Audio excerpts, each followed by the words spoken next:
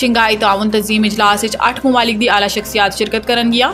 Shanghai ताउन तंजीम सियासी इकतसादी ते मुआशी ताउन तंजीम है जिन्होंने शंघाई सन 2001 चीन, काजिकिस्तान, किर्गिस्तान, रूस, ताजिकिस्तान ते उज़्बेकिस्तान के रहनुमावां ने कायम किया। यह तमाम ममालिक शंघाई 5 के अरकान सी सिवाय उज़्बेकिस्तान के जो एस 2001 शामिल होया तो इस तंजीम का नाम बदल के शंघाई ताउन तंजीम रख दिता गया।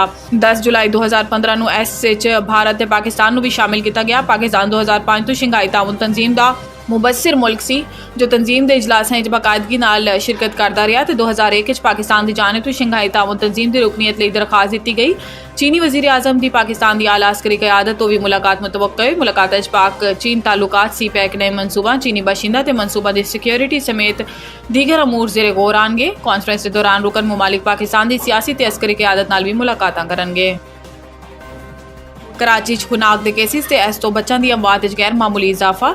महकमे सेहत के हुकाम का कहना है कि कराची हुण तक खुनाक तो 100 तो ज्यादा बच्चे इंतकाल कर चुके हैं तो खुनाक की बीमारी तो हिफाजती टीके तो बचाव मुमकिन है। हुकाम ने दसिया कि पिछले साल सिंध इन्फेक्शियस डिजीज अस्पताल खुनाक के 140 केस आए जिदे तो 52 बच्चे इंतकाल कर गए सी। हुकाम के मुताबिक कराची खुनाक के तमाम cases Sindh infectious disease hospital नूं भेजे जा रहे हैं जबकि इन्फेक्शन डिजीज अस्पताल इस वक्त भी खुनाक बीमारी के 12 तो जायद मरीज जेर इलाज ने। इस हवाले तो इन्फेक्शियस डिजीज माहिरीन ने दसिया है कि कराची ते सिंध भर खुनाक के इलाज की दवा एंटी टॉक्सिन मौजूद नहीं। खुनाक तो मुतासर एक बच्चे के इलाज से 2 तो 2.5 लाख रुपए का एंटी टॉक्सिन इस्तेमाल होंदा है। माहिरीन के मुताबिक खुनाक तो बचाव का वाहिद इलाज मुकम्मल वैक्सीनेशन ते बीमारी का इलाज एंटी टॉक्सिन देना है।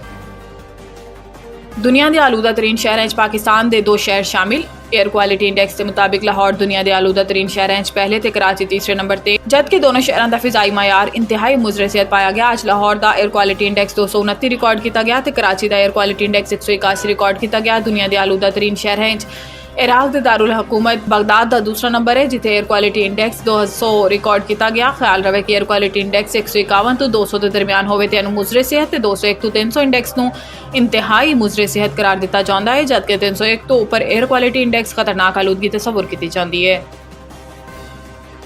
सदर जरदारी का तुर्कमानिस्तान बच्चों तो मुहब्बत भरा अंदाज सबनों भा गया। सदर आसिफ अली जरदारी 2 रोज़ा दौरे ते तुर्कमानिस्तान गए जिथे हवाई अड्डे पहुंचन ते 2 नन्हे मकामी बच्चों ने गुलदस्ते के अलावा रिवायती नमकीन रोटी के नाल सदर का इस्तकबाल किया जिन्होंने अमूमन मेहमान खाकर खुशनुदी का इजहार करता है।